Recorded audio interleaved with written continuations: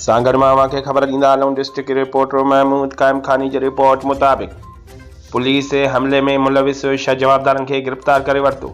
चोरीअ जे केस में घुर्बल जवाबदार गिरफ़्तार। टीटी पिस्टल हथ, चोरी थियल मोटरसाइकिल बि हथ कई वई।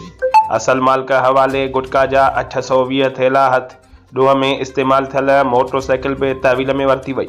चोरीअ जे केस में घुर्बल जवाबदार गिरफ़्तार। चोरीअ जे इल्ज़ाम में खेने लखें रुपयनि जो माल हथ। SSP सांगड़ कैप्टन सद्दाम हुसैन जी अॻुवाणीअ में ॾोहारी अंसरनि ख़िलाफ़ कामयाब कार्रवाइयूं जारी आहिनि। उन सिलसिले में SHO पीरूमल मुनीर अहमद जतोई चोरी थियल मोटरसाइकिल हथ करे असल मालिक हसनैन जुणे जो हवाले करे छॾी, जॾहिं त हिक ॿी कार्रवाई दौरान मंशात फरोश नज़ीर अहमद मंगरियो खे गिरफ़्तार करे संदसि कब्ज़े मां 820 थैला नुक़सानकार गुटका हथ कया विया, जॾहिं त ॾोहनि में इस्तेमाल थींदड़ मोटरसाइकिल बि हथ कई वई।